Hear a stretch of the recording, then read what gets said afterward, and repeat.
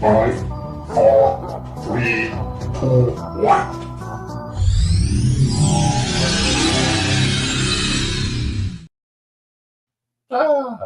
Hey there. That would have worked out all right. It was just about spot on, almost. I think we're about a second off. Well, there we are again. It's Thursday. It's 8 o'clock. Let the madness begin. Good evening, everybody. Welcome to another live stream. I've got a concert tomorrow night. Yay! Yeah, I'm just looking at your route. Are you? Well, we'll get. Yes, we are going to Aylesbury tomorrow. We'll talk about that later. Good evening, Pulsar. Hello, Pulsar. So, this week, what has a bit of going on? Lots going on. 7,776 people have had a look at the channel. That's not too bad. And we got 28 new subscribers, so welcome along to the ever-growing. Yes. So I'm going to do it this way. The top short last week was "Let There Be Rock" by AC/DC. 590 people have watched that, which is excellent. So what else have you been watching? Well, 101 of you have watched the Manic Street Preachers album review, which was pretty cool. And I wouldn't thought this one would be a popular one. The Trip Down Memory Lane, the top 10 of 1981 from last week. Afternoon, Mick. Good afternoon. 198. I thought that would be popular because of the year it was. I mean, it was an excellent chart, apart from "Shed Up Your Face." Yeah. Worst song that ever reached #1 and kept one of the greatest songs ever off the top spot. And Slade were in the charts, which is always a good thing. But the top one last week was the Blondie album ranking at 281. So what's been happening over the last month? Again, another busy month. 27,175 views. That's unbelievable. And a staggering 82 new subscribers in 28 days. You must be mad, all of you. You must be mad. You must be mad. So top short for the last 28 days. Well, it's going to be the one and only Rick Butler tribute, 704. And it's still rising. People are still watching it. And 3 people disliked it. You're joking. We've gone from 2 to 3. Yeah. Unbelievable people, aren't they? Oh, well. So, what have you been watching? Well, still lurking around there. It's the retro ranking I did on Uriah Heep at 430. Perfect Side, Pet Sounds, round 500. Oh, not bad. Not bad, but top in the month, it's the Blondie at 708. Very popular ranking that was. Well, yeah, because they were a popular band back in the day. We all lusted after Debbie Harry. Yes, some of us still do. So, since we started this marathon, we've now got 2,560 subscribers. Good evening, Zeb. And there's been 621,898 views. And a lot of people. So the top 5, well, the top short is still Baldiano 4470. So the top 5 most watched videos on the channel. Hi, Jim. Evening, Jim. We've got Mike Oldfield on 4408. Jethro Tull on 4455. Derek is 4497. So they're jiggling up there for a top 3. They're all much of a muchness. Yes, it's a bit like the Premiership for them places in Europe. It's not as prestigious, but it's getting tight at the top. But the top 2 are still quite way out. Slade are still there on 5221, and Status Quo 10,253. So they're still, no one will catch them. No one. Rightly so. I don't know. You'll have to You might. Would it be worth revisiting those? I mean, don't know. considering how long ago they were done. I don't think they'd be. I think my bottom one will be still out and complaining. Kind of junk that is. I'm going to do a short on that soon, just to show how bad that album is. Oh. So what have I been listening to? I've been really getting back into this band. I mean, they sound. People say they sound like AC/DC because the singer, but that's Crocus. I love Crocus. Been listening. I've listened to 7 or 18. I've listened to 6 of the 14 albums by the Ramones. I've only listened to 2 Outlaws, mind you, but I have been listening to other stuff. And War, 7 or 15. So that's what I've been up to. But I have listened to stuff for Ladies' Day, and I've listened to stuff for live album rankings. Yeah, the Ramones, yeah. So that recommendation. Tune in by Martin Lewisham. Oh, right. Thank you, Jim. I'll make a note of that in a minute. You know. So that's what's been going on. Yeah, as I said, I'm going to see Fish tomorrow on his last tour down in Aylesbury, where it all started for him. So we thought it was a very apt place to go and see him for the last time. Given that the person who got the tickets now has a free ticket you can advertise on here. Oi, there's a ticket going. If you can get to Aylesbury for tomorrow night, there's a ticket. I don't think he's got rid of it yet. This is it. Thing would be get in touch with you, and you can get in touch with Neil to say, oi, somebody says they'd like the ticket. Yes. Anyway. So I think it's time for matches and dispatches. That's something we've got. It's all today. It's not been a good day for people leaving us. Yes, we'll come to that in just a sec. So, hatches, matches, and dispatches. We've got 8 + 1 dispatches. So, on the 20th, Jerry Butler, American soul singer-songwriter with the Impressions, departed this earthly sphere. The 21st saw 2 people, or the deaths were announced of 2 people. Jerry Arling, who's a Dutch electronic multi-instrumentalist. He was in the duo Arling and Cameron. And Gwen McCrae, American soul and disco singer. Both deaths were announced. The 23rd saw Jacques de Jong, or de Jong, Australian glam rock guitarist and bassist with the band Hush. Chris Jasper, American Hall of Fame singer. He used to be in the Isley Brothers and Isley Jasper Isley. He was a songwriter as well. He wrote Caravan of Love, keyboardist and producer. The 24th, big name departed. Roberta Cleopatra Flack, American singer, topped the Billboard charts with at least 3 big singles. First Time Ever I Saw Your Face, Killing Me Softly with his song, and Feel Like Making Love. But her death overshadowed Robert John, an American soft rock singer-songwriter. The 25th saw the departure of Coburn Farr, a Canadian thrash metal singer. He was in the bands Prisoner, Omen, and Annihilator. And then it was announced yesterday, and this story is still developing as details come out. It's rather sad. At least on the 26th, it may have been the 25th. We don't know yet. We haven't got a date. Gene Hackman, his wife, and one of their 3 dogs were found dead at their property.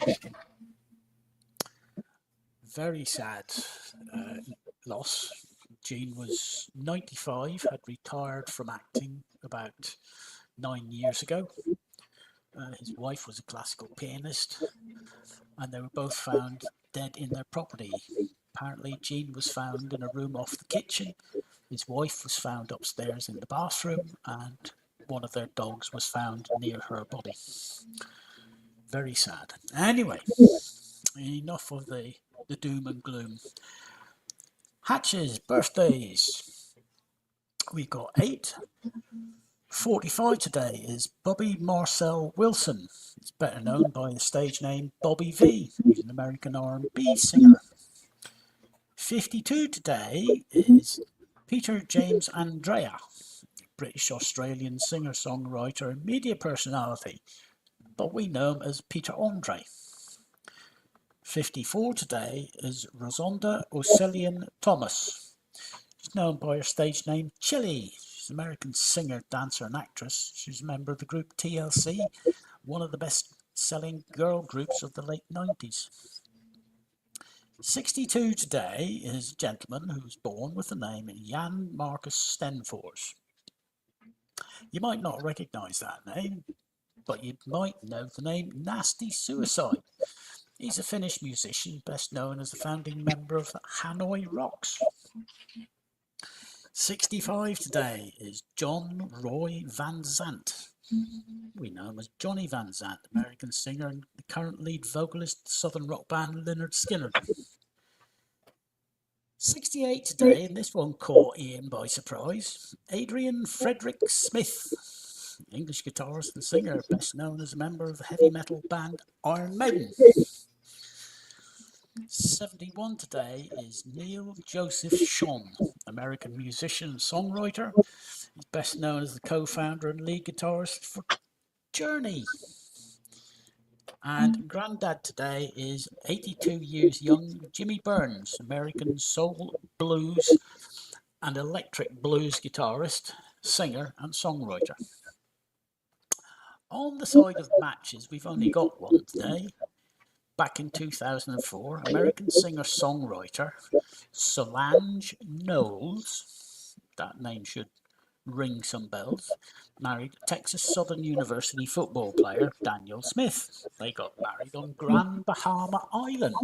There's another ding for you. Unfortunately, they got divorced in 2007. Now, why do you know the name? Well, Solange is the sister of Beyonce.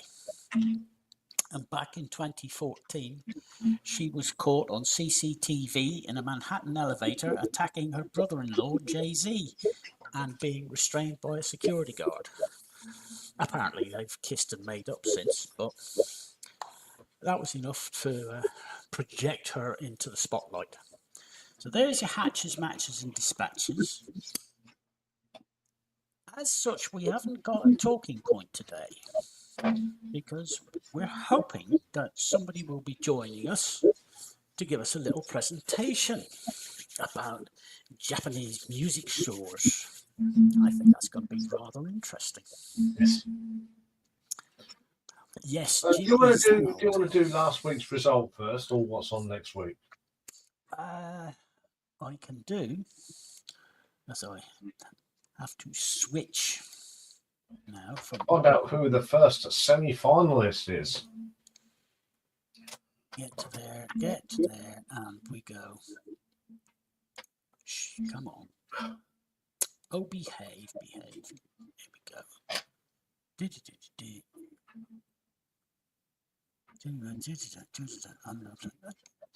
Didn't know that. Right, here we go. Share this. You should be able to see which of these things is the greatest of all time. New Order or Bachman Turner Overdrive. And bum. New Order win it 10-6. Oh, congratulations, Cas Clem. You're the first semi-finalist. Yeah. So well done. Purely out of interest, and even though it says live, you can't vote. It's only this one that you can vote on at the moment. Midnight Train to Georgia versus Substitute by The Who, and currently it's 4-1 to The Who. So go and vote, folks. Go and get your vote in. Make a difference. Yes. So let's stop sharing that. All right. Right, so that's That's that. Good Lord. Hand in glove is 42 years. Wow. Yeah, I did say, but wow, that I can't believe. I remember that coming out. You know, bloody hell.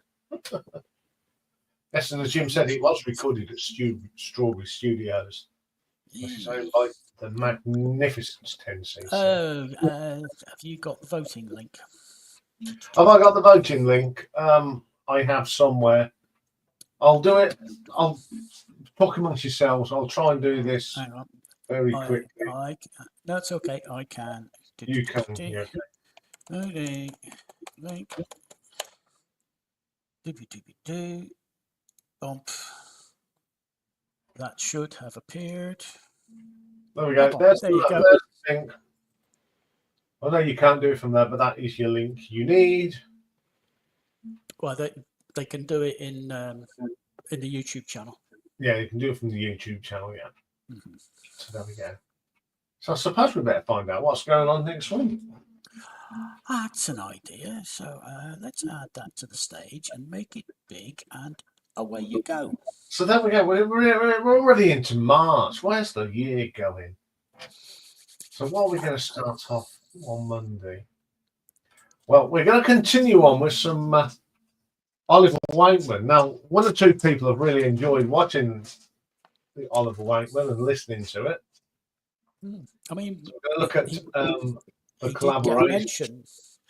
He did get mentioned way back whenever you did the Rick Wakeman story. So it's nice to see him getting his solo shot, as it were. Yes, you're like Rocky was barking. He's not near the door. So we're going to be carrying on, and there will be a certain album called Jabberwocky in that one. So. A Perfect Side, an album that one or two of us are quite fond of. Yes. There's one or two of our panelists that love this album, and it's Iain Jury's New Boots and Panties, which has been a toughie. I've made the decision because if I keep going back to it, I change my mind. It's in stone now, so I'm not going to change my mind. But it is a fantastic album. I've been listening to it obviously quite a lot. And then towards here, we're going to do a bit of a Lightning Seeds. And you like how I've perched myself?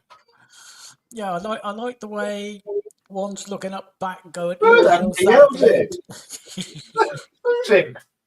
Yeah, going to do the Lightning Seeds ranking, and then for the retro ranking, a little bit of shaky. This old house. Yeah, you can't beat a bit of shaky. Especially my very first girlfriend was a huge Shaking Stevens fan, so I listened to a bit when I was younger. So I'm gonna keep that, Jim, until he finishes doing what's on next week. Yes. Well, Wednesday now. The person that we're doing this band now, Dave, will tell you a bit more about this. You can tell him while I go and let his nibs out. Oh, okay. Well, this was one of the challenges was nominate a band for another panel member to go and listen to a couple of their songs. And this was one of the bands that I had picked. And my day's been spending so tortured. Anyway, this was one of the bands that I had discovered recently, and it was in my list of the three. Unfortunately, it wasn't the band that got picked. The band that got picked was Nightwish, and the person that unfortunately got picked to listen to Nightwish didn't like them. So they're a duet, and all their music is based on the contents of a book. So if you haven't read a book, this might be one way of getting into it. Yeah. Right, I'm back. You're back. So I was just explaining the backstory about how we came to discover the Bookshop Band. Yeah, but there's this bloke that keeps bombing these pictures, isn't there? It's terrible. Yeah. Okay, where are we? Thursday. So we've got quarterfinal 3, and we've got another Who single. Won't Get Fooled Again. And Gary Newman Cars. Now, don't go looking for the single because someone in Corby's brought every copy, so you won't be able to find it. And then we're going to take a wander down the sidewalk, and we're going to look at the top 10 of March the 6th, 1966. What a year that was. Yes, there's some good records in that one. I had some others as well. Friday, a real old boys' day on Friday. We've got the Birds live, featuring, of course, on certain tracks, a certain David Crosby. And then his mate, we're going to look at the only album from the 90s that Neil Young put out as a solo album, and it's the brilliant Harvest Moon. Great album. And then next Saturday, we've got a birthday, yet another relation of Hugh Scott, and this is nephew Alex. And Alex is the unfortunate person. He's the unfortunate person. Is it this week? It's on Saturday. Oh yes, it's this. Yes, it's this week because this week's the first. Yes. Oops. It is a great album, Simon. I know you love it. So that's what's going on next week. I can't believe that's the first time Rocky has interrupted what's on next week. Yeah, normally he's gone before. Yeah, he caught me on the hop.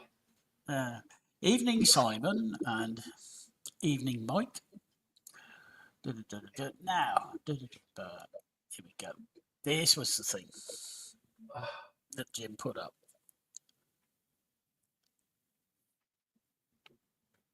Oh, it's going back a bit. And Vinyl Dale has been spinning several top quality 45s recently. Ooh. He has. He has. And I would agree with Zeb. Yeah.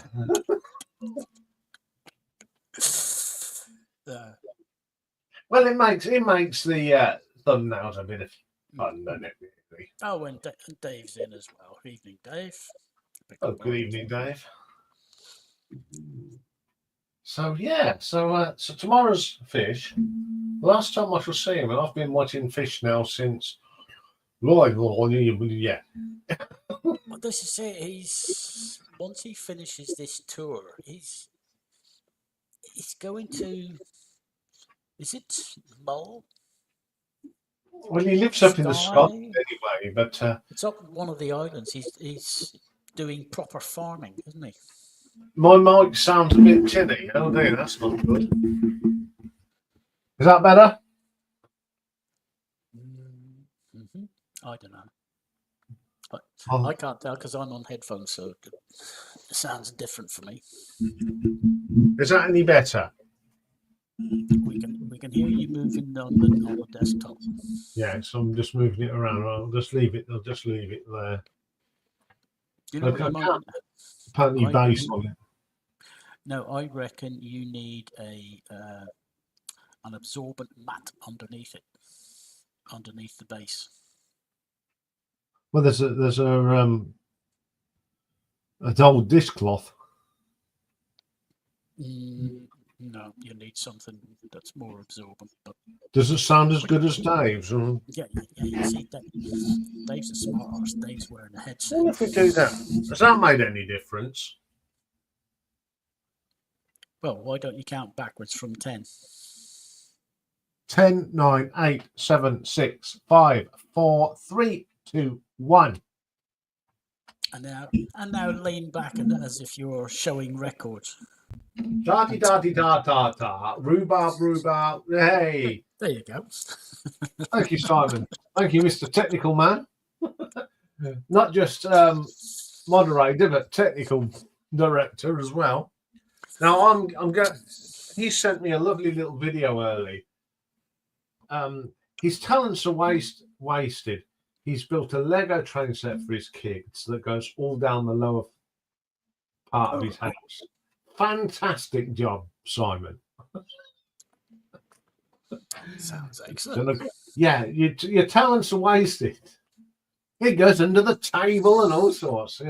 We used to do that with Scale Electric because we used to put it under the table, just like the tunnel at Monaco. Scale Electrics was absolutely brilliant. I remember my dad bought me a Scale Electrics one Christmas, and my uncle bought me the same bloody thing. So me and my dad decided, right, we joined up the two sets of tracks. Oh, God, yeah. We had a huge circuit. It was brilliant. Yeah, because, I mean, that Mum's house. Mm. You know how this was before we had the extension. You used to set it up in the lounge, go into the kitchen, out through the kitchen door into the hallway, and back round the. that would have been about the size that I ended up with. Yeah. Yes. Yeah. But I liked that you could buy add-on bits and you didn't need extra power. No. You could make the circuit as big as you liked. You just needed one electrical connection, which was excellent. Yeah. So yeah. Yeah, we used to have fun like that. So it's a fantastic little video that Simon sent me. Oh yeah. Speaking of which. Videos, we were talking last week, and during the conversation we managed to dive off onto British comedy artists and who were the greatest. And one of the names that was mentioned was a certain gentleman, Tommy Cooper, and his Fez. And somebody in chat, I'm not sure if it was you or if it was somebody in chat in the gallery, mentioned The Plank. We all went, oh yes, Plank, one of the greatest films ever made. Well, I was sitting waiting for the rugby on Sunday, and I happened to look at the TV guide, and lo and behold, Channel 5, what's on? The Plank. So I had an early afternoon, right? That's it, feet up, sit down, and I just guffawed for about a good hour and a half before the rugby. Yeah, I don't know if it's one of them films that I would really like to have as own. Now I've got. I'm sorry. If you see what Dave's put up. Oh.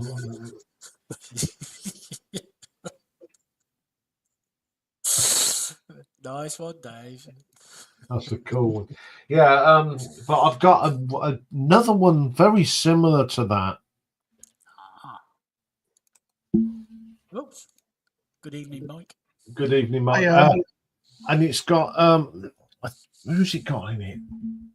Graham Stark, and that's a comedy as well. That's a song comedy as well. Just talking about The Plank that was on last weekend. Just going to say, Dave, I mean, those that Eric Sykes thing, there was a whole sort of series of programs on him, wasn't there? Yeah. Sort of one after the other. Yeah, it was an excellent afternoon, only spoiled by the fact that the French went and played rugby. And that was I turned off at halftime because they blew them away. A bit of a massacre, wasn't it? It was. It was not the biggest score that they've had over Italy, but it was close. Yeah. Well, I don't know if you've been hearing, Mike. I went as an antiques and record place closing down. The guys. Oh yes, you said you got a load of fingers. What, for 10p each? 10p. Yeah. Go on. What have you got there, mate? Right. What we got? Well, we've got the first one is my friend Stan. Oh, I'll tell you what. Oh, yeah. Let's make you big. There you go. Yeah, I can never leave flayed singles in a shop, you know. No, I can't. Pay. Especially that one. Yeah. Then we've got, don't get me wrong, The Pretenders. Oh. Very Excellent. good. And it's some of them have got a bit of a crackle, but I'm not complaining because I paid 10p for each single. Yeah. You'll like this one. What about Elvis Costello and the Attractions Clubland? Oh yeah, yeah. That's a good one. Yeah, I've and not that, got, that's not one I have. yeah, Yeah, it's got, as you can see, it's got Clean Money on it and Hoover Factory on it as well. yeah. So Excellent. three tracks for 10p. You're not going to. Yeah. What's the label? Is it on FB? It is. Look at that. Yeah, I love that label. Yeah. So as you can see, it's for 10p. It's in. No, you can't go wrong. No. Right. I had to get this one to make it up to the bundle. It's on the Bell label, and we won't mention his name. Oh, a certain gentleman. Yeah. If you Google it. A bit of Green Door by Shaky. Oh no. Wow. 10p, that's all I can say. Yeah. Clanad, the Robin Hood thing. All right, yeah. Yeah. Let's say, is that Oliver Tobias? Is that who Yeah, it is?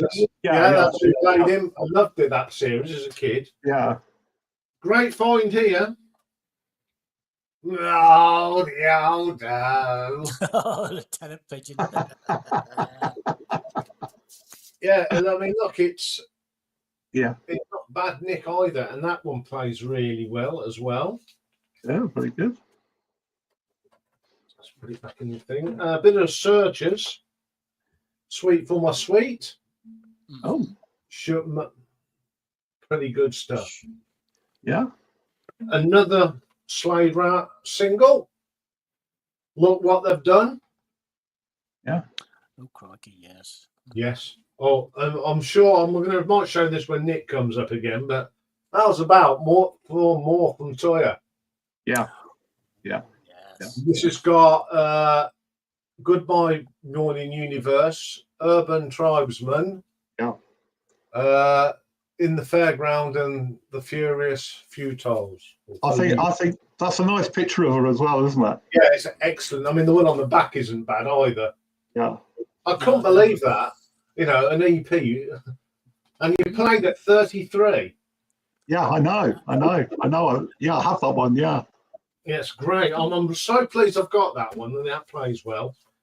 Bit of Adamant, friend or foe. Yeah. Can't go wrong there. Sludgehammer. Oh, Mhm. excellent. Mr. Yes. Gabriel. We've got a bit of 10cc. Dreadlock Holiday. Yeah. Classic. Classic. Bit of Rubex. Jukebox Jive. Oh. And it's not your standard 45. That's been in a machine. Yes. Yeah. Just like this Slade one every day.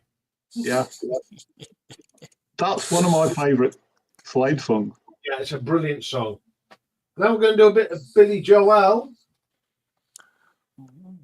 It's still rock and roll to me. Oh, Yeah.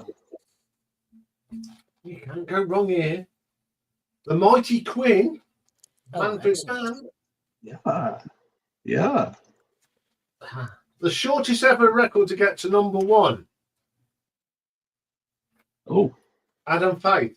What do you want? 1 minute and 38 seconds. That's right. That made, was it you or was it Richard? Mine. Well, not mine. Yeah. Bit of Steve Miller Band.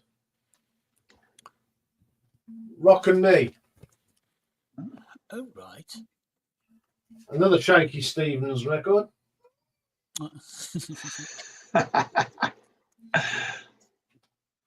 How's about The Streak, Ray Stevens? Oh, excellent. Oh God. Funny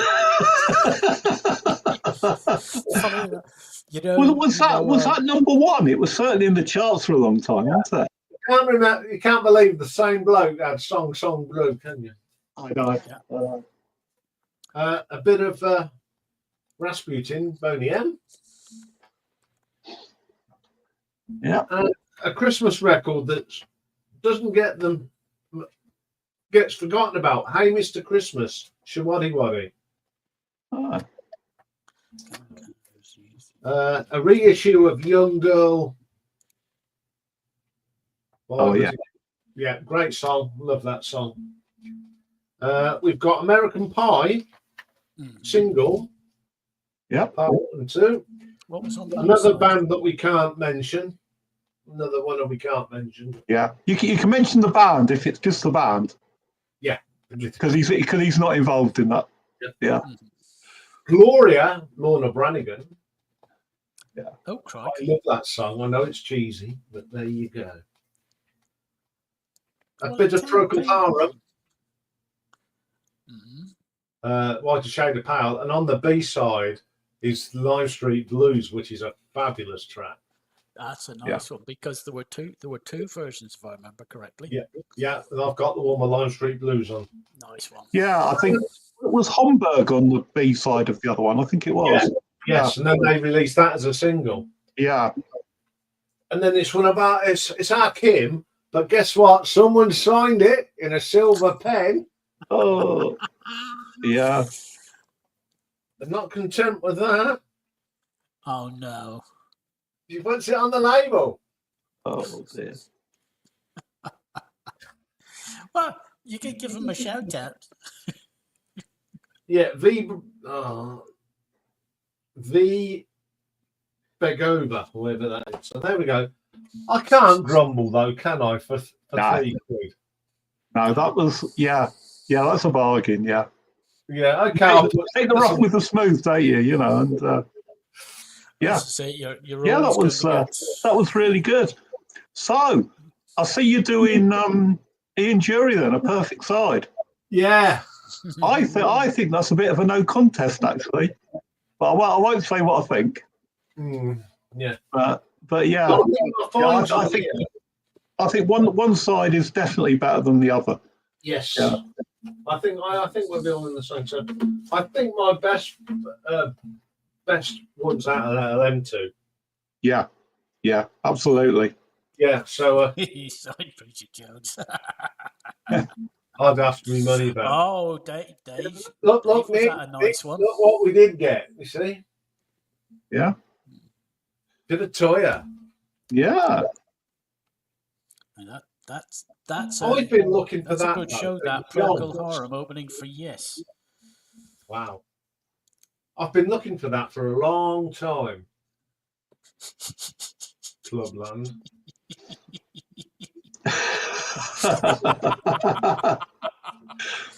Good evening, Oh, Nick.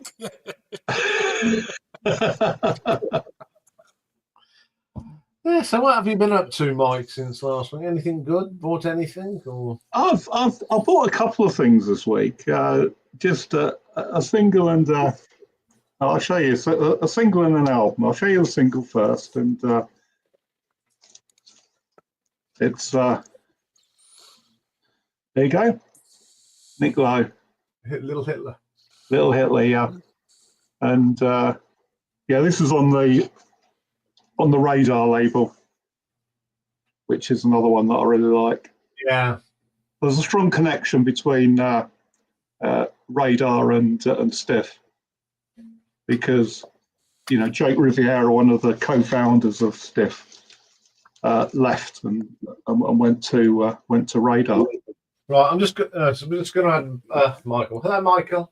Hello. Hi, Thank you very much. Yeah, and I got another Stiff album. This is Graham Parker and the Rumour. Oh, brilliant! Yeah, the Up Escalator. Oh, nice. So I think this was the last thing that Graham Parker did with the Rumour. I could be wrong, but yeah, it's a good album. It's a really good album. I mean, there's a single on there, Stupefaction, that I think did absolutely nothing, but it's pretty good. So yeah, that's all I've been buying this week. I'll do it. Okay. Hey, Nate. Good morning, Michael. Good morning.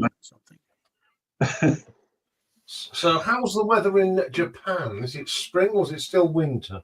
It's fighting to be spring. So it was one day it'll be in the 40s and then it'll just drop below 30. This is Fahrenheit for us Westerns. Yeah. I can't think it's of something, isn't it? Yeah. Yeah, it's really hard for me to think in centigrade. Yeah, it's been nice here today, but it looks nice. But when you go out, It's cold. It is cold. Yeah, not nice and sunny here today, but like you say, it's not too warm. Yeah, I mean, the Brocky was posed. For some reason, he stood out there this morning before he started his walk and just took it all in, you know. Yeah, he was proper posing this morning. What do you mean proper posing? He stands there like this. Surveying waiting for the paparazzi to appear. Yeah. Yes, so that's what I keep saying. I'm off to see Fish tomorrow night. Yeah. Down in Aylesbury. Fish with a P? Fish dough with an F. From the Brilliant fish. Ah, okay. The 6'2" giant. Gotcha. 6'2" Scott.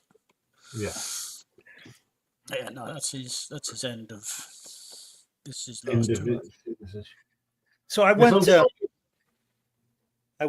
met my friend Harry on Sunday, and he's an American. He's been in Tokyo for 40 years. I have two friends that have been in Tokyo for 40 years, like real old time foreigners, you know, and you know, they live in, you know, they know everything about life in Japan. And Harry is ex-Navy, and he came to Japan with the Navy when he was in his 20s, met a girl, fell in love, and stayed. And he ended up marrying her and working for her father and building houses. And Harry is a really big record collector. He's probably one of the first serious record collectors I've met in Japan. And you know, he's he buys for love, but he also buys for investment. It's not really my cup of tea, you know. You know, he's always pointing to the hype stickers, and he's got multiple copies of records. But to make a long story short, he's a musician, and I happened to pick up some guitar pedals for him back in November, and I held on to them. And we finally met in an area of Tokyo called Omiya, which is close to him. And he brought me some VCLT, which I thought I would show you because I haven't showed. Oh, lovely. Right. I know, and a couple of these, because it's Harry's taste, and he is just, you know, he's got, you know, the original Black Flag, and you know, he loves punk. But look at this, he gave me this.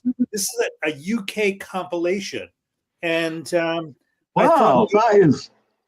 I would think that maybe that would ring some memory bells here. Oh, yeah, cool. Certainly does. Yeah.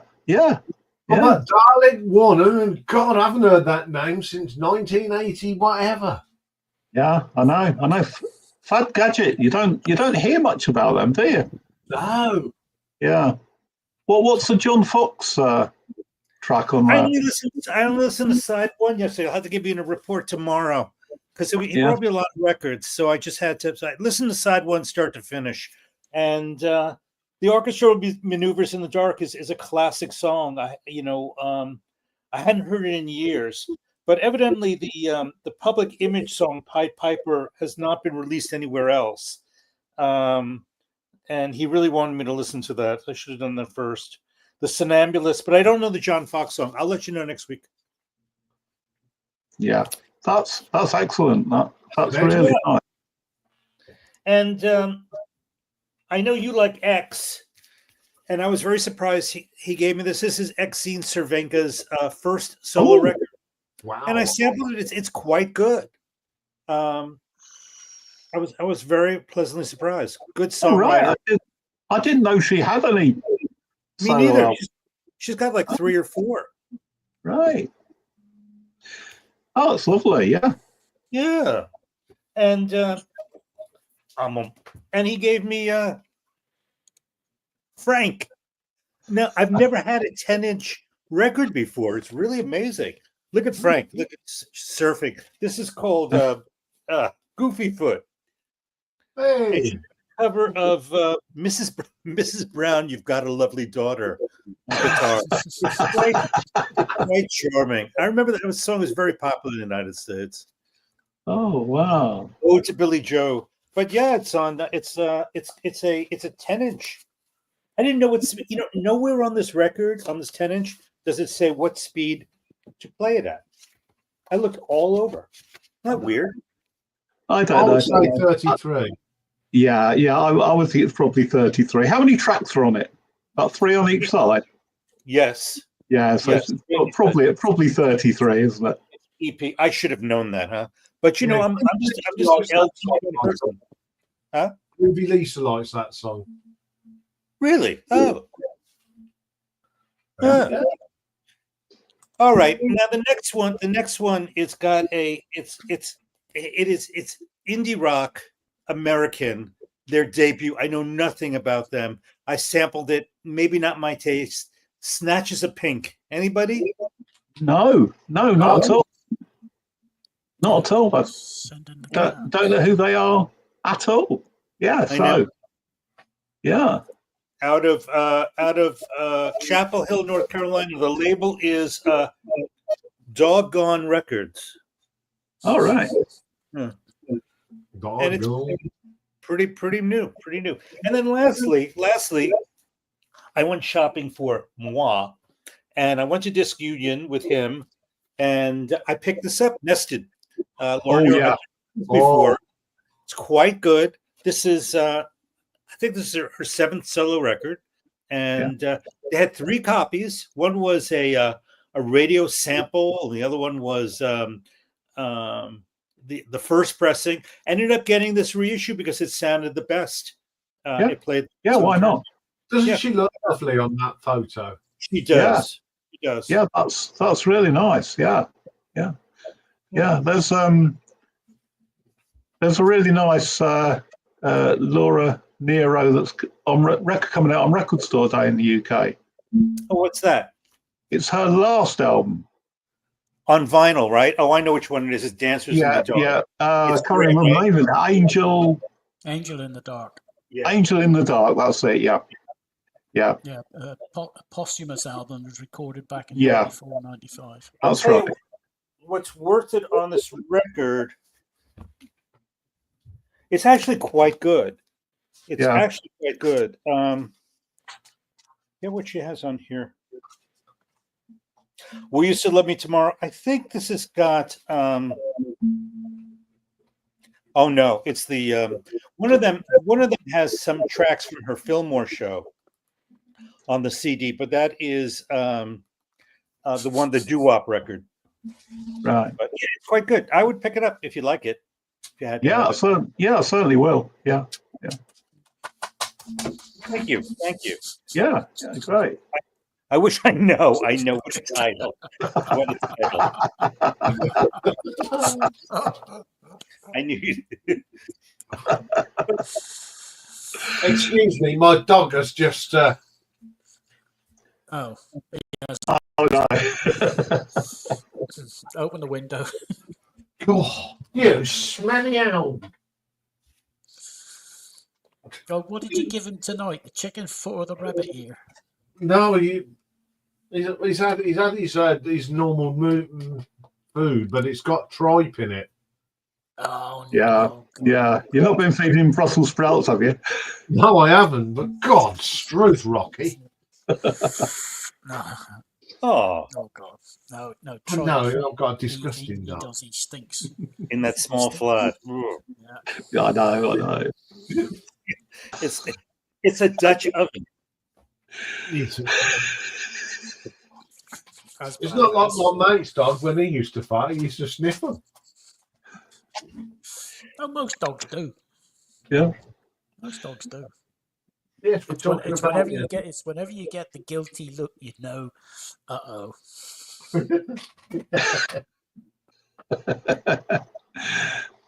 Oh, Yeah. dear. I went back to the. I went to a store around a year ago, and it's not vinyl. It's this place called Be In, and I went back to say hello because I was in the area, and I realized something that I didn't realize a year ago because I got a lot smarter kind of studying stores. But this guy has got the most incredible inventory of British original pressings from the 60s to the 80s. And he sells internationally. He sells, he'll take orders and he takes credit card and he quotes his shipping prices. And but he's very, very pricey. And a lot of the stuff on his wall was average with 30,000 yen to 150,000 yen. Yeah, because I think Go on. it isn't 2,000 yen. It's about just over £10. Would that be about right? Dave? I'm just looking it up. The man on the edge of the computer here. Yeah. Right. Do that. 188 is. Go back that way. £1 is 188 yen. All right. Yeah. So You're So, about let's use 18,000. Let's 18,000 yen. How many that's pounds is that? 100 quid. 100 quid. That is if you're going through the racks at his store, there's I would say 20% of the records are 50 quid. Another 20% are are double that. And then the remaining inventory is anywhere above that. But he's got it's all original stuff in near mint condition. Right. But the thing is, I think that it's probably too rich for people out of the country's blood. What do you think? I have his price list with me. Yeah. 30,000 yen is 160 quid. Then you've got the shipping on top of that. Yeah. And for that sort of price, I'd want it tracked door to door. Yeah. Exactly. Yeah. Would you have it in your hands? I've never bought a record that expensive. No. Yeah. So a lot of his inventory just sits there, month after month. I think he's It's priced himself out of the market if he's wanting to go international. Yeah. Yeah, I wouldn't pay that sort of money. I mean, I remember. I think the most I've ever paid for a record, and that was in 1986, and that was £20. Yeah, and that was my that was for my Canadian brief encounter Marillion. That that's what I paid for it, but I wouldn't do that now. It's like when you go to record fairs, you I like that, and then you look at the price tag and go, "No." I know, yeah. The ones they put on the wall behind them, isn't it? Yeah. And you look at it and you think, no. But I think you said, Michael, before that that's the sort of bait, isn't it, to get you in? I think so. Yeah.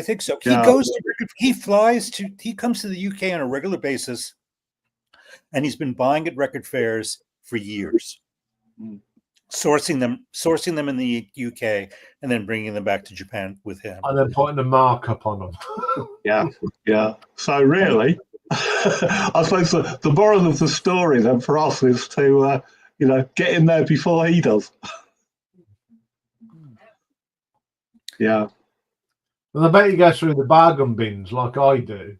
Yeah. You're the king of the bargain bin. I mean, he probably goes in there, takes them home, and then sells them. Well, he's going to factor in the cost of his return flight and his hotel. Yep. Yeah, of course. Yeah. And I don't know, I think that it's probably more attractive to Japanese buyers than it is to UK buyers because these are records of your youth and they're still sourceable in the UK. Maybe the condition is not as good, but I think that you reach a point where you don't really want to squabble that much because you could get it for a lot less than what he's charging for. So probably UK buyers would not fly to Japan to go and rummage through his store. No. No. No. Yeah. I think if if it was me, I would be looking for the sort of things that I don't see in the UK. Right. It would have to be something, something special. Japanese pressings. Yeah. Well, yeah. Yeah. Yeah, because it's just as you pointed out, Michael. We stuff that from our youth. If you look in the right places, you find them eventually. Yeah. I if I see something I really want, I'll get it. Yeah. It's not an impediment because I've got a lot of stuff on CD or I've got an iPod, but there's certain albums I do look for all the time, and I do pick them up now and again. So it's just but the the market isn't fixed, is it? And I mean, even going round, go around Leeds Record Fair on any particular sort of month, and you see the same records on different stalls for vastly different prices. Right. Yeah.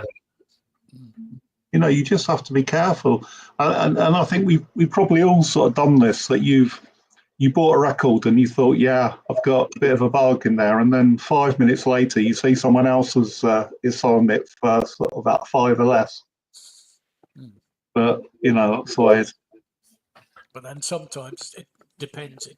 It could also be condition. You might have of course. condition. Of course, But, yeah. But at the same time, you could have been done, and you might have something that's in a worse condition. Yeah. Are there any countries that have a big hunger for vintage UK original pressings in mint condition that do pay? Do you ever hear stories of people coming to the UK to buy records from outside the UK who pay a premium? I know, talking to one or two people in Northampton, that a lot of people from Holland, especially heavy metal fans, they really looking for original, like the original Maiden, the Saxon, the Tigers of Pang Tang and that sort of thing. They're the ones that they're looking for, original, and even original Status Quo, because Status Quo are quite big in Holland. So them sort of, it's more the heavy metal, anything of some of them bit old, Motorhead and them sort of thing. Yeah, a guy, he says he gets a lot of people from Holland making inquiries because he's got one of the guys I talked to, he's got does it online through this and he gets a lot of trade from Holland. Yeah. I think Holland is one of those countries that does have sort of quite a big sort of record collecting community from from what I can gather. But I would imagine that if we were going to record fairs in London on a regular basis, particularly the big ones, we'd probably find there's quite a few international buyers there. Another place is Germany as well. I mean, the Saxon. Saxon are still very, very big in Germany, more bigger than they are here in the UK these days. But their fans are always looking for original denim and leathers and strong armoured and that sort of thing. So yeah, I think it depends what you're looking for. Yeah, right. No, I was thinking about doing a live stream in the shop. That was what I was kind of thinking about when I was there. And if I could find people who are interested, right? And because he does take credit card, if I found 3 or 4 super collectors that are really interested in this type of material, I could host a live stream at this guy's store and take people on a tour of the store, answer questions, and do custom digs for them, and just take turns. But it would have to be, a collector that is going, okay, this Michael is saving me the airfare, and I've looked at the price list because this guy publishes his price list. So you could review. He's got 30 pages of his inventory on his website. You can look at it in PDF or in Excel, right? So you could do your research. In fact, you before the call, you could look at it and go, oh, okay, this Saxon, I want them to hold it up to the camera for me and answer questions about it. Yeah, yeah, that would be really interesting, actually. Yeah. I think, I mean, I've said it before. What I love about some of these record stores that you visit, Michael, is that they're specialists and they're music fans. And actually, just if I can find it, I think I've got your YouTube channel up here. There was a video that you did recently. Hoshireko. Right. I thought that was quite an interesting one because it was, on the face of it, it was quite a sort of what you call a bog standard record shop. Yes. And I think he said to himself, there's nothing special here. There's a lot of variety. Right. But he then went over to sort of like a rack of singles, and he said, I can't remember exactly what he said, but he said something like, "This is my collection of 45."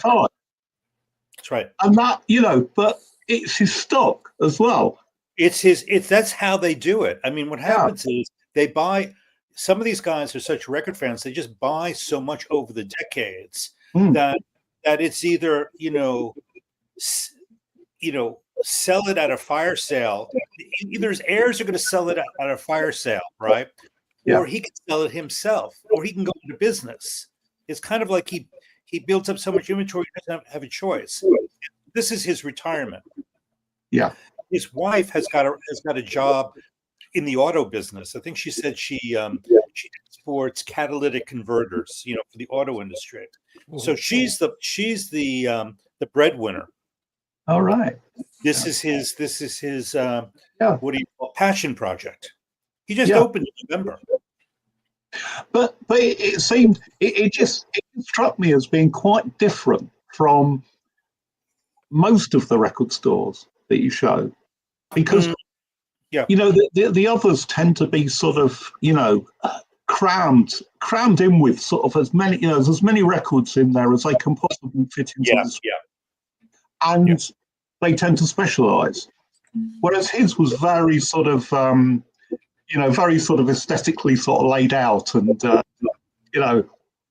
it was a place that it would be quite easy to browse. But yes, definitely.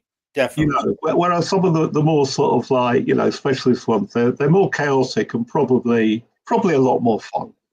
Yeah, well, they're so jammed that you take your cuticles off your fingers.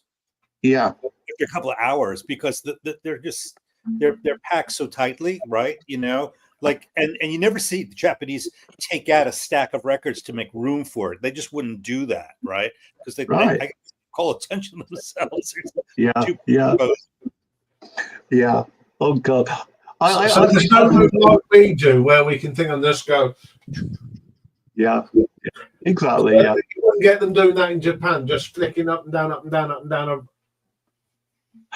I think there's a lot of there's a lot of etiquette involved, isn't there? With this, I think I would inadvertently offend. Yeah, so I actually just finished editing this. I went to the equivalent of a boot sale over the weekend, right? And it was 10 independent guys. They don't have shops, and they are underneath there. They all brought like boxes of records. And I asked the organizer if I could shoot some video. He said yes. But because they were all independents, I didn't feel comfortable walking up to them and going through their boxes, right? Because each one is a different company. So I just kind of walked around the fair. It was only like maybe 1,000 square feet of area, right? And I was just kind of like just taking in the shoppers and the sellers, just little vignettes of people talking. One thing that's so noticeable is how the Japanese pull records out of a box. It is so different than the Americans. They use like the tips of their fingers, and it's really like elegant. You know, it's like I can't describe it. It's almost like making tea. You know, Yeah. it's All like, right. Yeah. it's- Yeah. So But if it's, you saw Mike and I going through a bin, they'd be horrified how Yeah. quick we go through bins. I know. I know. they I would. know. Well, we have no respect, do we? Yeah. Yeah. But yeah, it's just it's just different. It's a different way of doing things, isn't it? Yeah. Yeah. You know, because I think we talked before about grading, Yes. and grading isn't really such a big thing here in the UK. So you're almost expected to inspect the vinyl yourself. Whereas I would imagine that with the Japanese ones, they're all sort of neatly packaged, and it would tell you, it's VG plus, it's They're play graded. They're play graded. it's almost sort of like insulting, I think, then to take the record out and say, well, actually, I'll see for myself. It's true. It's true. However, they, you're allowed to. And I took out one record at Disc Union on Sunday, and it had a gash. It was rated B, which means it should play without any skipping, and it had a gash in it. Ooh. And so I just said I don't want it, And they're like fine. And I showed them the gash, but look, so many pieces of plastic. People are just human. How can you you're not machines, right? But the thing is the thing about not having a grade in the UK, when you this, when you visually look at it, it looks shiny. But if the guy before you played it with a crappy stylus, or the style or his cartridge wasn't set properly, and one side of the track of the groove was more scraped than the other, it's not going to play very well for you when you bring it home, right? And you're going to be disappointed. That's the thing. That's true. That's true. I mean, I wouldn't say that records are never graded, because they are. Some sellers will put a little label on the front, and they tell you a bit about it. But by and large, they're not. And Right. clearly not in the bargain bins. And the bargain bins, you get some really good stuff, Yes. but you also get a lot of crap. Yes. So it's let the buyer beware, really. Yeah, It's like so out of them 30 singles I got yesterday, I would say 5 of them are quite crackly. But when you're paying 10 pence a single, Right. you're not. Right. You can't. Yeah. I mean, I did say to him, I said, if you've got any left, there's my email. Give me a thing, and I'll take the lot off you, and Right. I'll sort through them.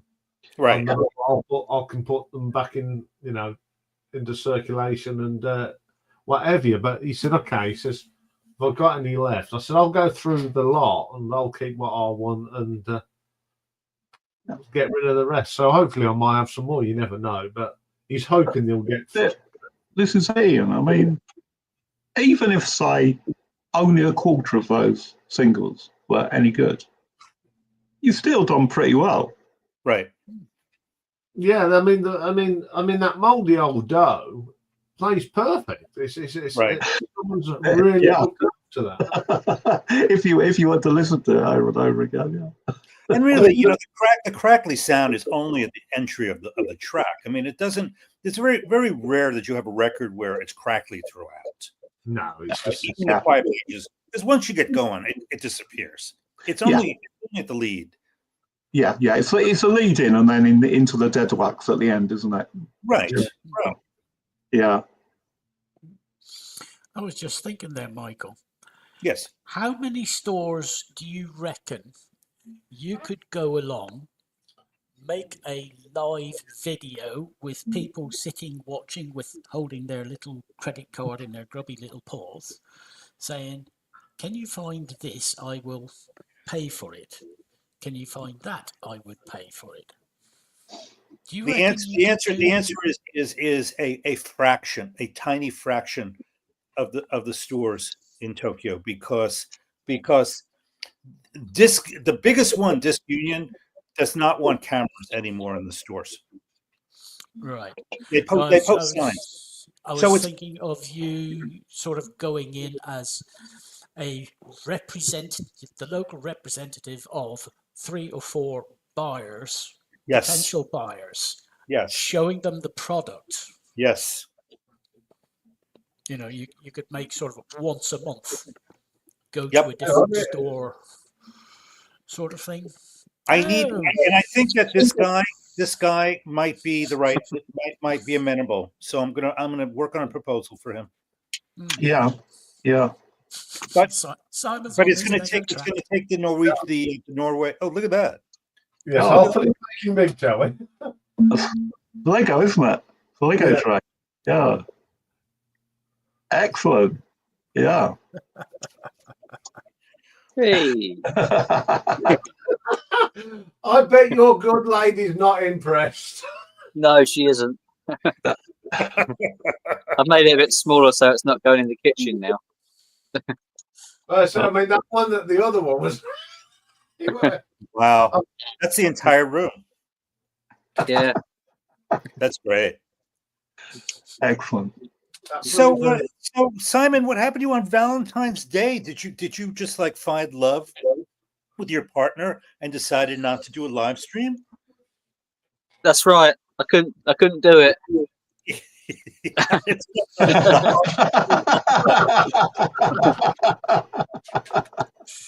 I could only last 10 seconds anyway.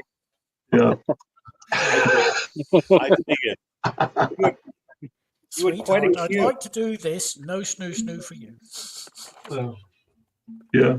Anyway, Nick, what a bargain! 10 pence. Oh yeah, the early versions or copies of that came with a flexi disc. Ah. Flexi disc. What was on the flexi disc? I can't remember. I'd have to dig mine out.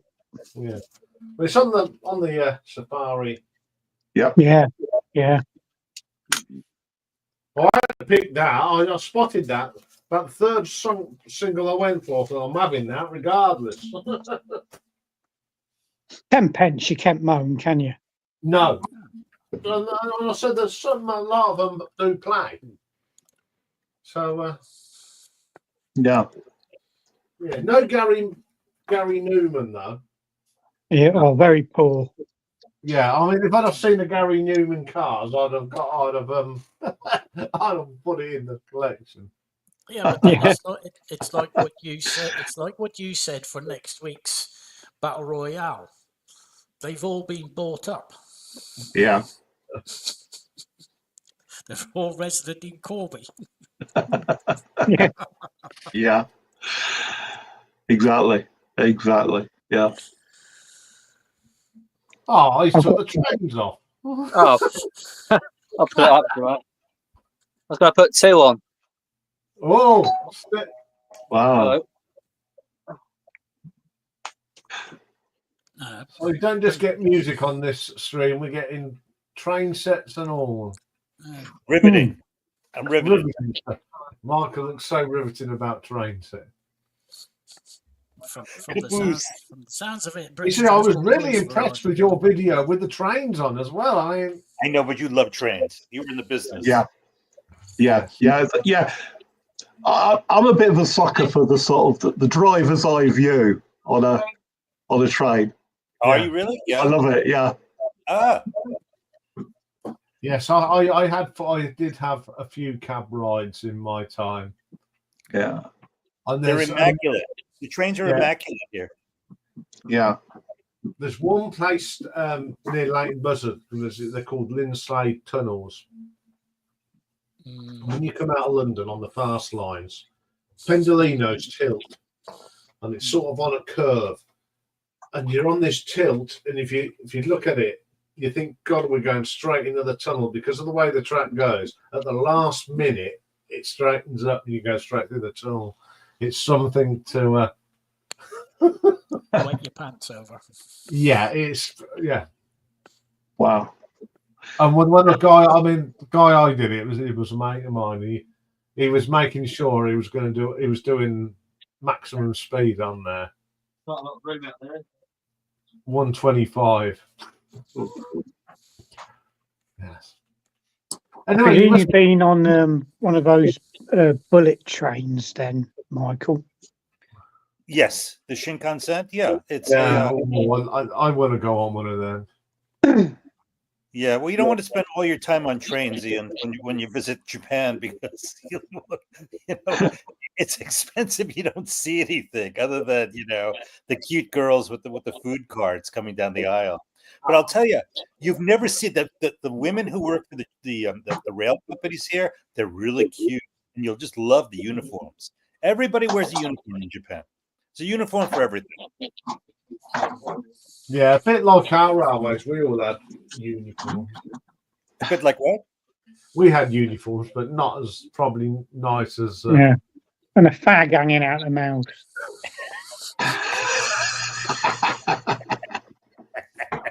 No, the worst ones were our trousers. They were that thin. In the winter, they were useless. Yes, So yes, everyone that was wearing thermals and long johns and everything. Was that? They weren't very practical. No. I've been on one of those French is it TGV? Yeah. Yes, I've been on one of those. Yeah. Yeah. I wasn't very impressed. It stunk of piss. Oh, nice. Oh dear. It's unfortunate. the interior of the car stunk of piss. There's a strong whiff of urine. Yeah. Yeah, I've travelled on one of their double TGV double deckers as well. They're brilliant. We went on the cross channel thing in the tunnel. Yeah. Mm-hmm. Yeah. I thought it'd be a bit of an event, but it was quite ordinary. Wasn't anything special. I agree with you, Nick, because you expect if you're going through a tunnel underneath the English Channel, it's going to be, not like any other tunnel you've been through, but it isn't it? And it doesn't take that long. Yeah, we went to Brussels a few years back. Yeah, we did the Euro Disney. Yeah.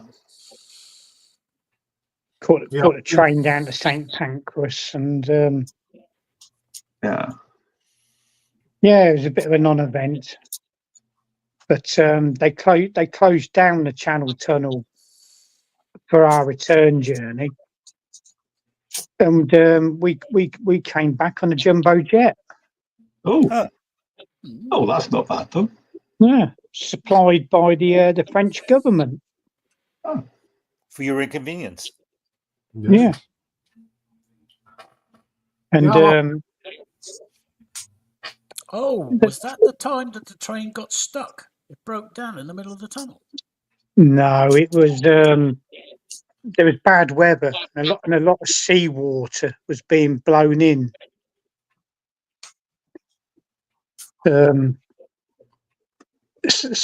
think for some stupid reason they closed it all down, and the French government supplied a jumbo jet to get a load of us back. But we all were sort of bundled in basically through the front end, having to waddle past all these luxurious leather seats.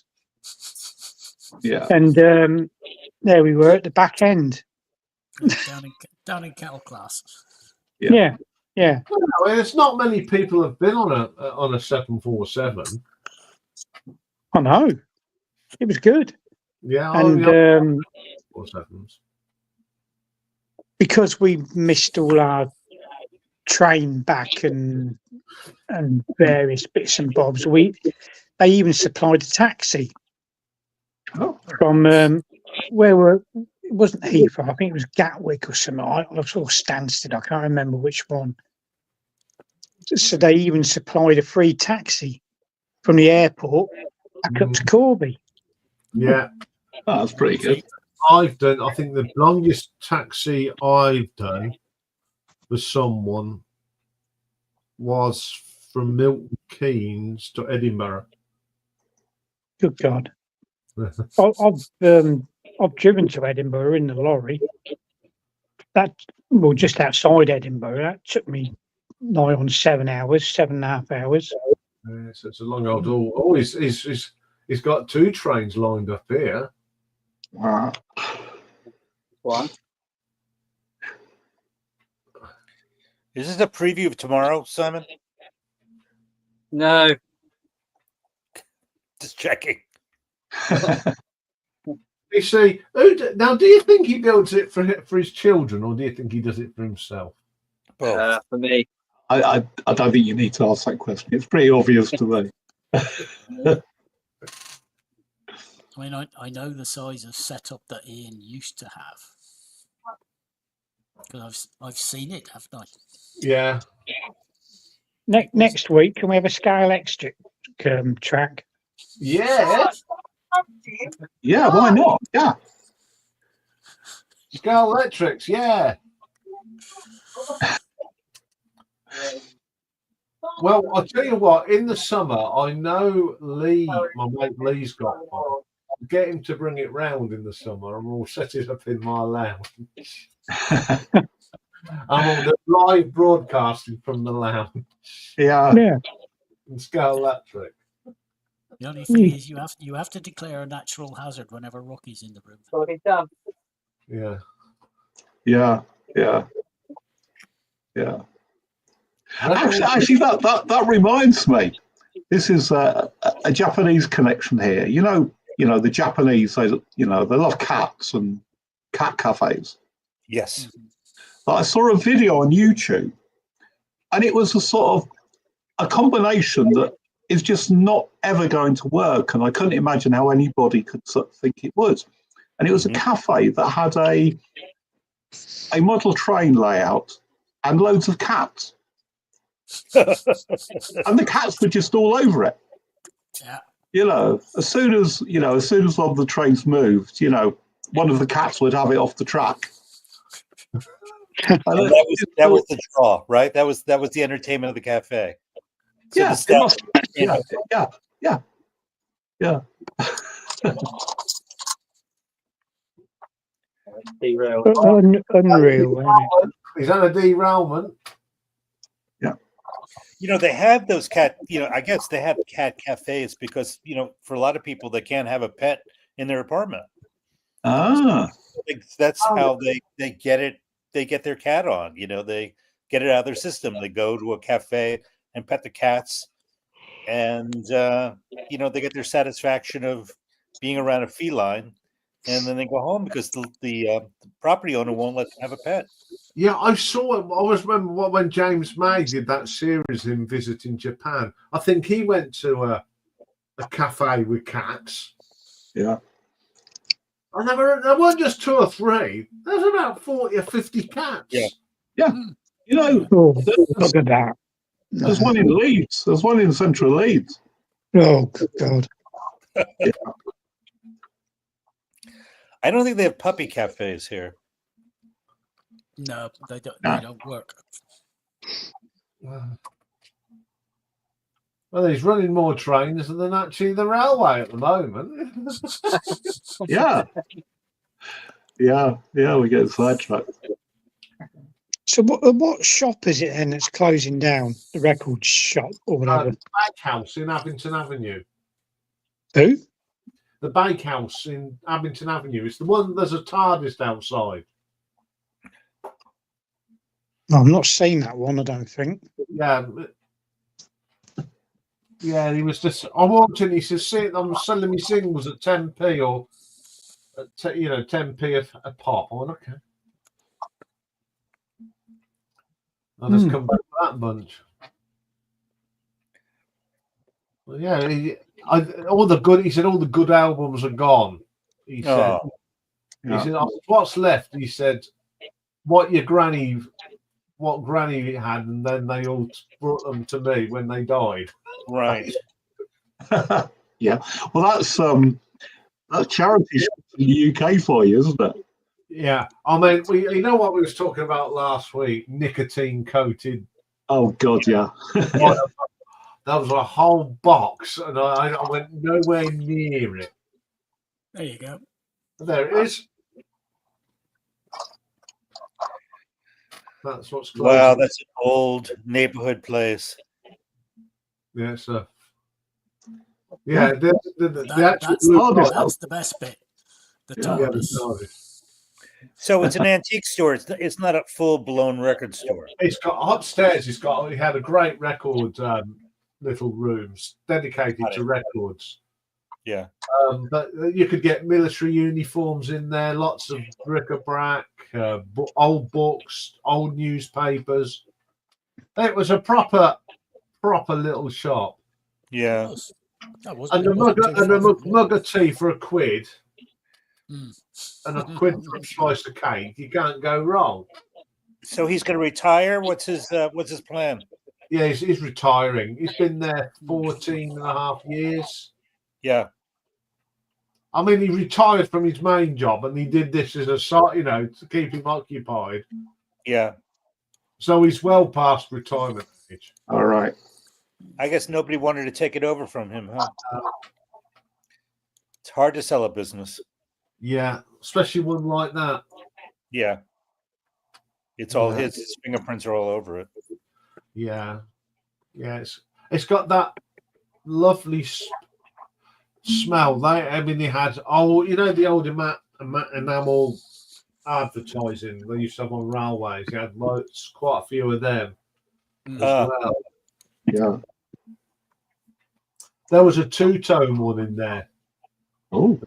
But he wanted £60 for it. Yeah. Well, I bet it was reproduction. You ever come across those Babe Rainbow tin paintings by Peter Blake, the Prince? You know how he used to do the artwork of the boxers, the different boxers? Yeah. UK. Yeah. Babe Rainbow was I think his most famous one. I guess they're all over the place. I think he must have manufactured like 10,000 or more of them. Mm. You don't come across them anymore, huh? No.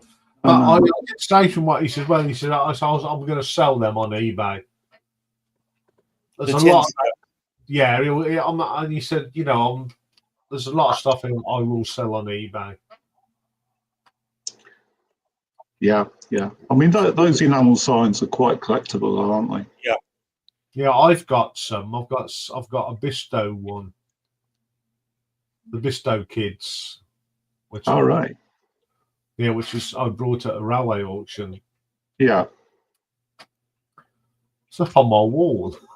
But it's not a big one. It was only one that was like on the side on a little, used to be on a mountain wall somewhere. Right. But that cost me £40 at a railway auction. So. But it's a nice thing to have. Yeah. I used to go with what a guy used to work with. I mean, he used to spend a fortune, on shed plates. Our steam Yokos, they used to have like a little shed plate where they were allocated to. He's got hundreds of them, and I mean, he's even got a sign off the train. The nameplate. He paid £1,000 for a nameplate. I think it's one of the West Country class, Battle of Britain. Yeah, yeah. I mean, York Railway Museum do auctions every now and then. Yeah. Yeah, I'm all my railway films that I've taken. That's where it's all going when I pop my clogs. I'm going to send I'm sending it to the National Collection. Yeah. Because I've got lots of clips of like steam locos running on main line that when someone will want them. Right. Yeah. You know, I've not been there since my kids were little, so maybe I should go back sometime. I haven't. The last time I went was a few years ago because they had all the existing A4 Pacifics. All right.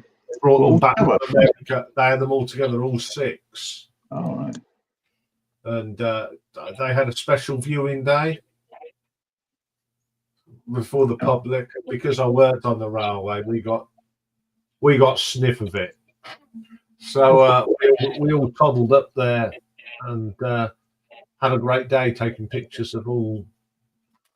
And then we all went in the bar on York Station and had a few beers. Yeah, that's a pretty good bar. It's quite a nice little pub, isn't it? It is. Railway station, yeah. Yes. Anyway, we've gone totally off music tonight. Oh, We have. We have. Yeah. Yeah. Yeah, I was gonna ask you, Michael, about your trip to Dobstall. Yes.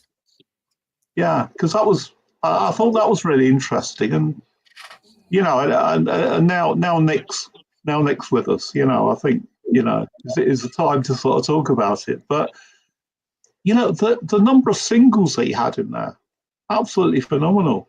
Yeah. I noticed they were all, they're all around sort of 2,000 yen. Yes. You know. Well, they have their own label, and then they also have the vintage stuff. Yeah, that was the other thing I was going to ask you actually about the Dobstall label. So what does he do? Does he buy the rights to Yes. to old stuff and so the reissues? Yes. Right. That's interesting. Yeah. He does it has singles, LPs, and CDs. Right. And then he's another one that is international savvy.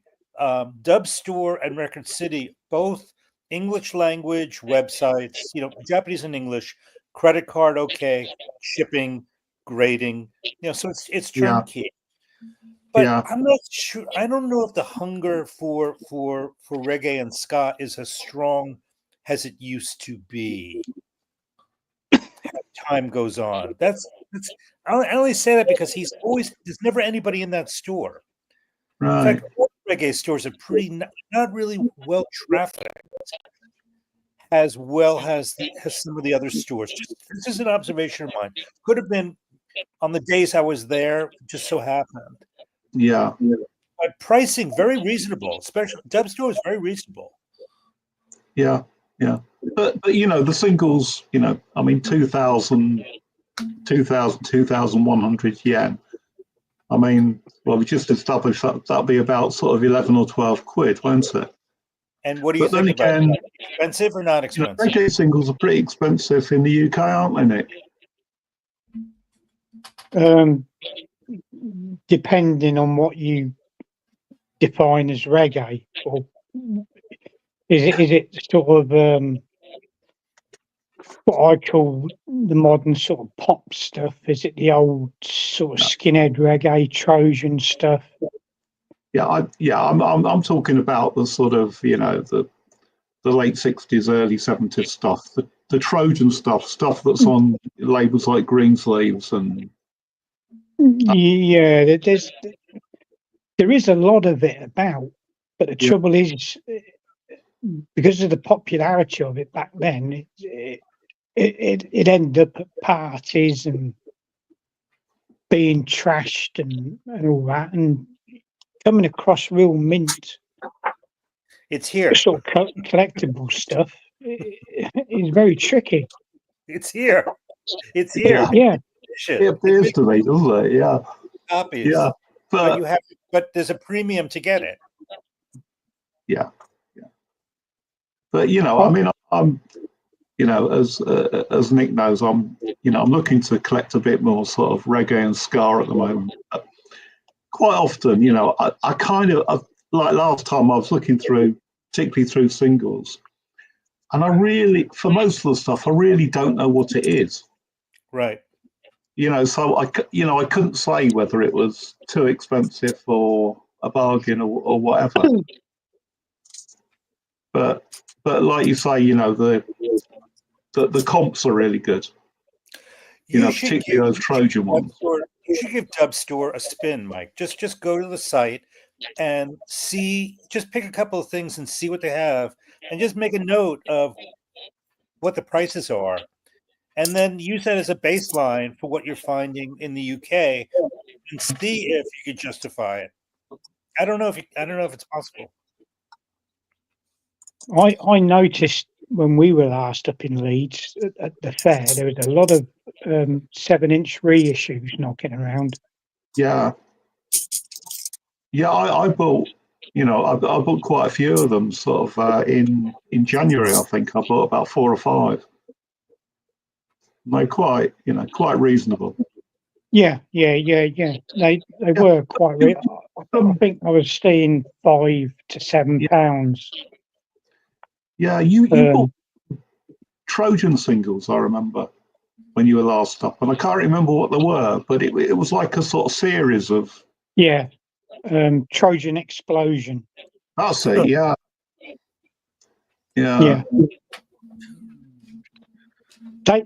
They were dirt cheap. Literally a couple of quid or so each. Yeah. And I weren't going to turn them down. Right. All right, I've already got a lot of the stuff on album. Yeah. But I go through periods where I really can't be bothered with albums, and I'll quite happily sit there with the 7-inch single. I'll pick a box of 7-inch singles, and I'll quite happily sit there for hours flicking through them. Yeah. Putting on 7-inch singles. I do that as well with the. I think we all do, don't we? We will sit there and get our singles box. I'd probably get more joy from playing a 7-inch single than I do an album. Yeah. Because wait, why? Probably because of the memory. Aspect of it all. Memory of that one song, as opposed to dealing with other tracks on the record that are not as good. Yeah, and it's how I started, and how a lot of other people started here in Britain. Yeah, with 7-inch singles. Exactly. I was going to say much the same thing. That it's a sort of 7-inch singles are a sort of connection to your youth, aren't they? Yeah. You know, because you had your pocket, and you could buy a single, but you couldn't afford an album. Yeah, exactly. But you'd buy singles, and you know, there was a time when I was absolutely obsessed by the charts, by the singles chart. Well, this is it. You listen to the radio, and you wanted to go out and buy the single. Yeah. You watched Top of the Pops.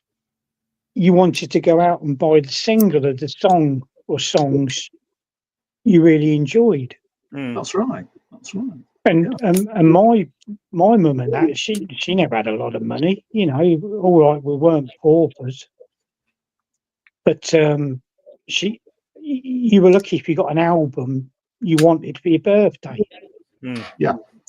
That's pretty much what I was like. I mean, you know, my record collecting when I started was funded by my paper round. Yeah.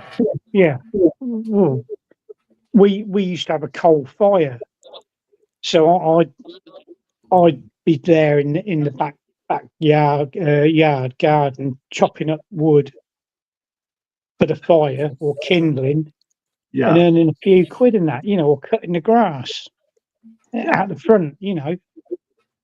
And singles are only about £1.30 each, something like that. 64p when I first started buying singles with my pocket money.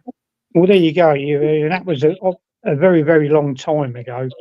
Yeah.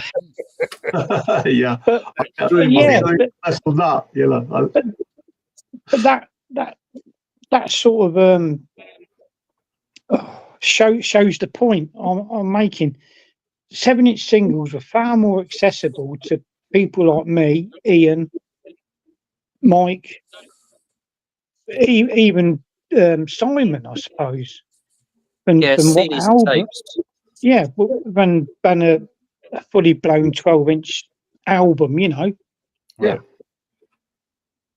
The first album I ever owned or got hold of was a birthday gift, Complete Madness. I've still got it. Hey, that's a good way to start your album collection, isn't it? Yeah. And they Yeah. would have been about 10, 13 quid, I think, back then. Oh God, yeah. Do you know when I first started buying records, I remember that albums were, I think, £2.25, and sort of singles for something like sort of 37.5p or something like that. You know, it was something ridiculous, but that was, you know, it's quite a lot of money then. Yeah. Do you have this in your collection, Nick? Oof. Yeah, I used to have that on cassette. it's not a great album. No. Opinion. No. Is the first track, is it called Car Trouble? No, or you're right. No, you're right. That's it. Yeah. Yeah. No. The second one's I- Car Jamming. Yeah, I know. I didn't like that. There's a couple of single releases on there, isn't? If I'm right, isn't there? Yeah, should I stay or should I go and rock the Casper? I don't know if there's anything else on there. Yeah, Rock the Cas. I've got That's all right. I've got the singles right. Yeah. the Clash's first album. I quite enjoy that. It's got its original poster. Oh, I. Yeah, and it's quite nice condition actually.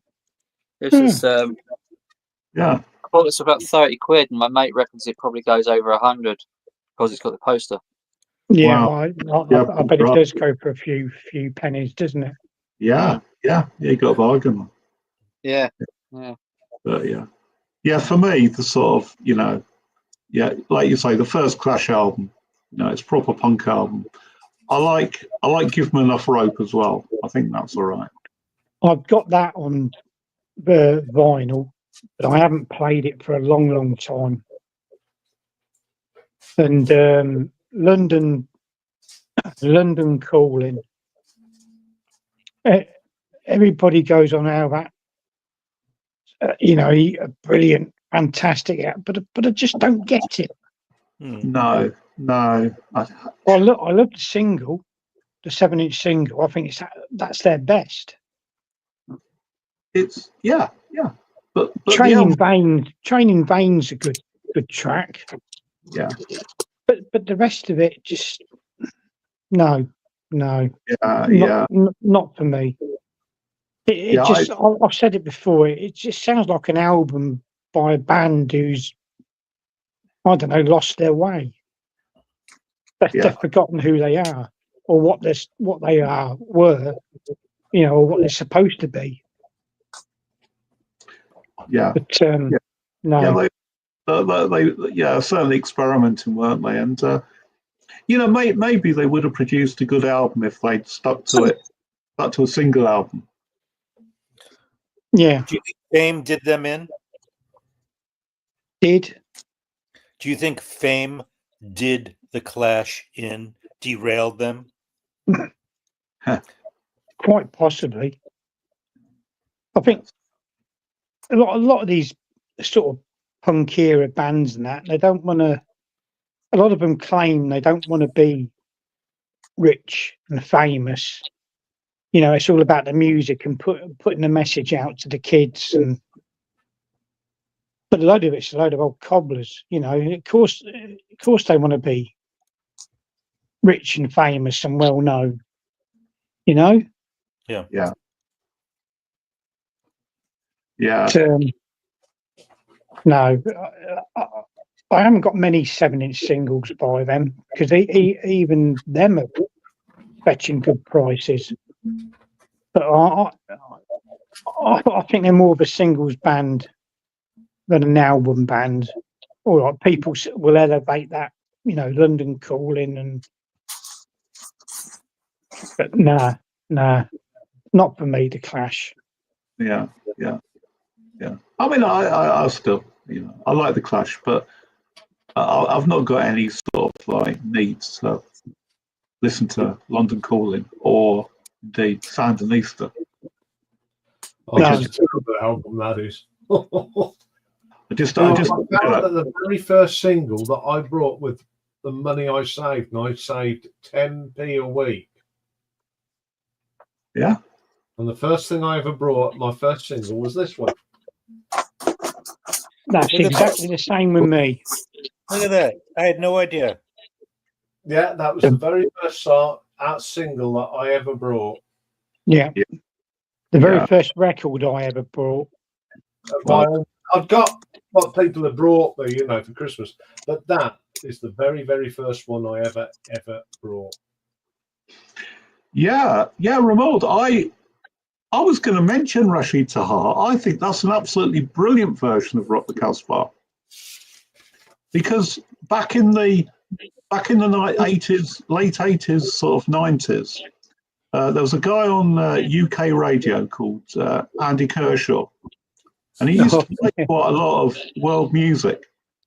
And and I can remember, Rashid Tahar's Rock the Casbah. I've got it on CD somewhere, and it's superior to the Clash. It really is. Cool. I'll have to go and find that out.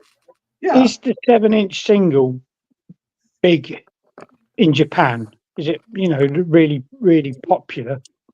Yes. Yeah. It's incredible. The amount of volume. I'd say in a lot of stores, well, I mean, physically they're smaller, but I would say 20 to 30% of a store's inventory is devoted to 7-inch singles on average. Yeah. And they're in great shape. But the prices are all over the place. Yeah. I was always taken aback, really, but America 7-inch singles, all right. There are people who do buy them and love them, but they're not that sort of overly popular. I think and records, especially with America being, I always call America the home of the jukebox. Yeah. Yeah. Records in the 60s and the 70s were consistently $3 each for the longest time, and that wasn't a king's ransom for a lot of people. It was a bargain. I mean, if you can spend $1 for a single or $3 for a record, the record's kind of a no-brainer because you're getting more music on it. Yeah. So I think that in the 60s singles ruled, but by the 70s, I think albums ruled. Yeah, when I went out to work, when I first earned my own money, albums were $4.99 everywhere. Right. Yeah. And I was able to buy an album a week with my wages. Right. Yeah. I remember sitting down, doing budgeting with Mum, and she said, "How much?" She says, "If you want to buy some," I said, "I want to buy an album every week." So she said, "That's £5." So she says, "If you want to do that, you've got to budget, learn how to budget. It's got as many quote albums as me." Good man. Yeah. Yeah. Yeah. Yeah. The very first album I ever purchased with my own money I'd earned, was the Jam, all mod cons. All right. Yeah, I've still got that one as well. The very first. Yeah. You started well with your collections, didn't you? Yeah. I think the first album that I actually sort of went out and said, I want that, and I was pretty young at the time. I just got a record player for Christmas, and my birthday sort of like shortly. So I got my birthday money, and I went with my mum to sort of record shop, and the first album I bought was Yellow Submarine, Oh, yeah. and I was bloody disappointed with it. Oh, What's all this classical music doing on the B-side? But that was that. But you say about singles, Michael. I mean, the late 70s in the UK, singles were outselling albums. by quite some way. And, it kind of, it was fueled by, the rise of sort of independent labels and, that kind of do-it-yourself sort of thing.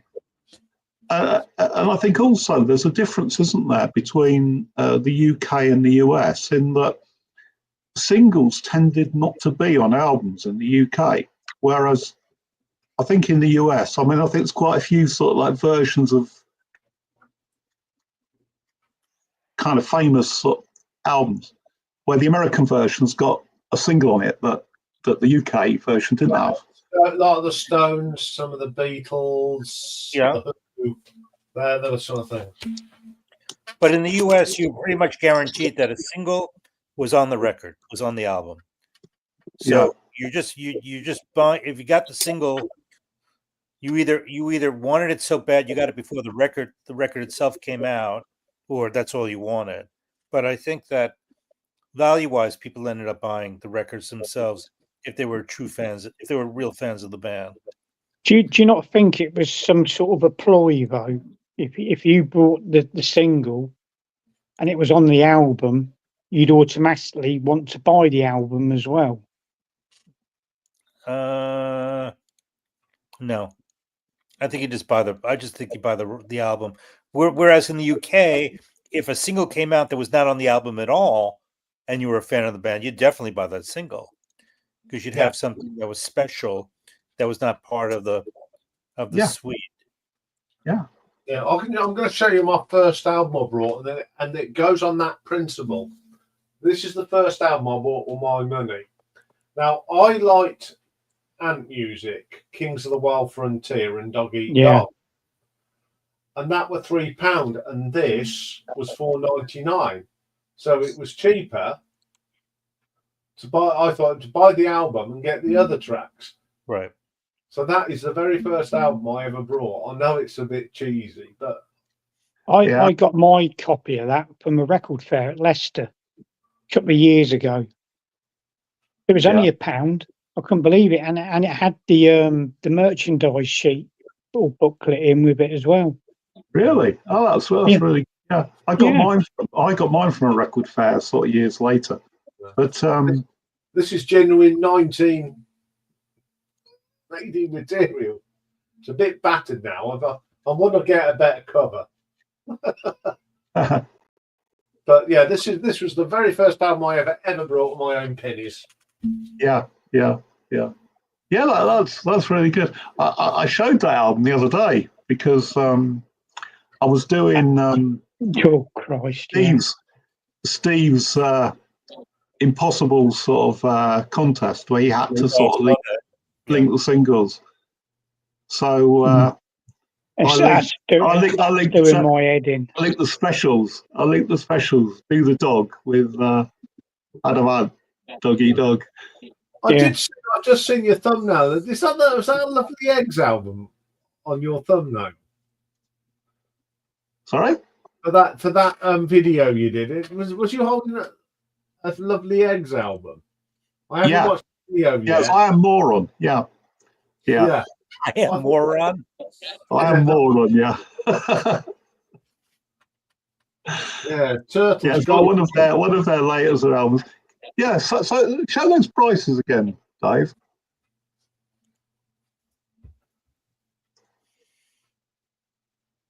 Yeah. Right. Yeah. Actually, that seems pretty expensive, doesn't it? 22 and 6 for a 10-inch record in the 1950s. Yeah. That sounds like a lot of money to me. Wow. I think I remember 12-inch singles being $1.99 or something like that. Yeah, $1.99 on a 12-inch single. Yeah. I mean, that's up a bit from what's that? 25 shillings. It is. It's pound. I'm sure that 22 and 6 is the price that's on Wayne Eddy's, the biggest twang of them all. 22 and 6. Yeah. You'll have to go back and look that one up. Well, no, I mean, I know it was on. My dad had it. Oh, I haven't got it.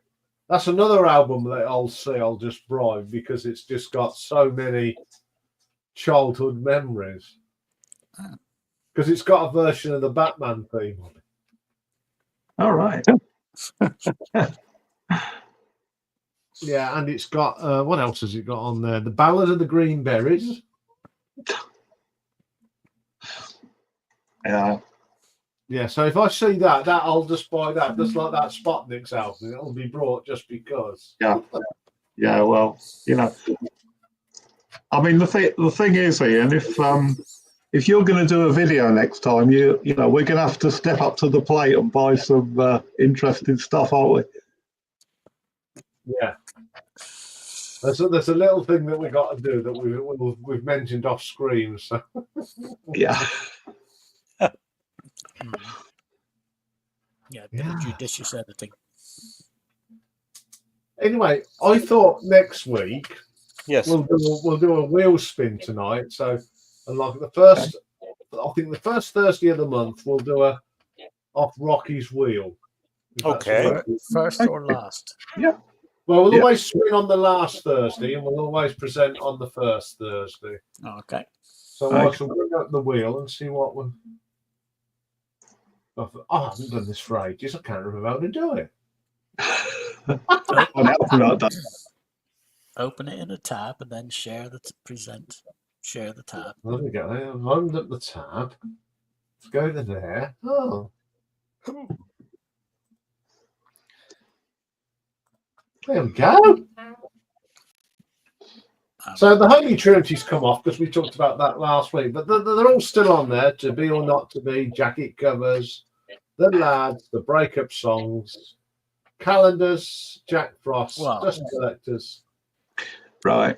If the Holy Trinity comes up, we can substitute. No, it's gone. because- I've taken it off. Oh, right, because there was the suggestion last week from Martin, Yes. which So we'll have a I spin. think we'll find difficult. Here we go.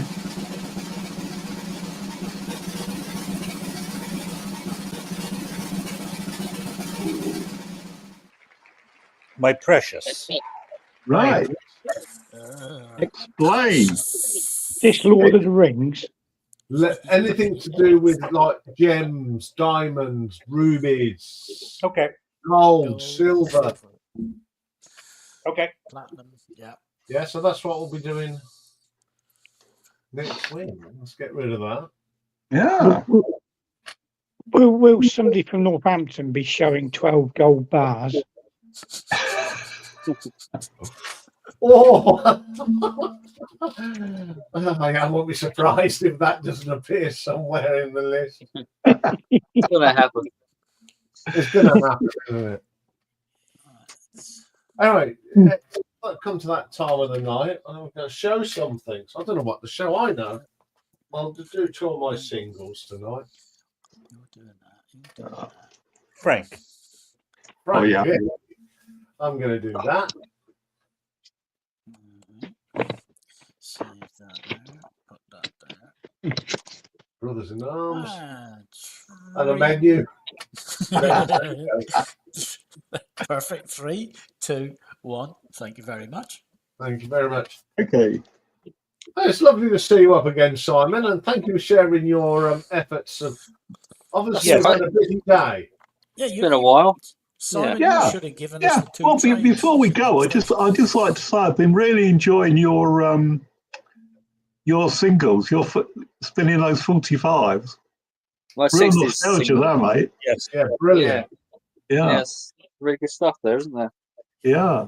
Yes. Yes. Still got a bit more to put up at the moment, so Hmm. we've got about another 20 odd singles.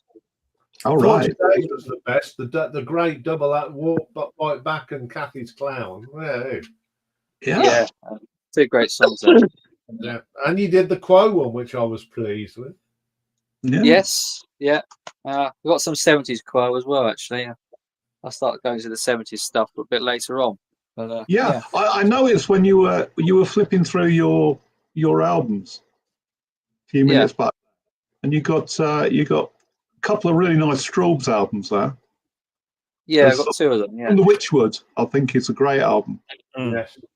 Yeah. Think watch one. Well, where's Dave Watch gone? one. Oops. What's going on here? I don't know. Ah, there he is. Hey, Hello, what happened there? I don't know. My internet just disappeared. Oh, your all sound is- right. Anyway, we'll be back doing all this next week. We will. very good. So thank you very much for watching. Thanks to my wonderful panel. Thank you for your insight on Japan again, Michael. It's you. always a pleasure to listen to what happens in Japan that's totally different from the rest of the world. Yeah, I hope that idea So, takes off for you, Michael. We'll see you all next week. we will. Bye. Bye. Ta-da. Take Yeah. care. Yeah, I see you. See you later.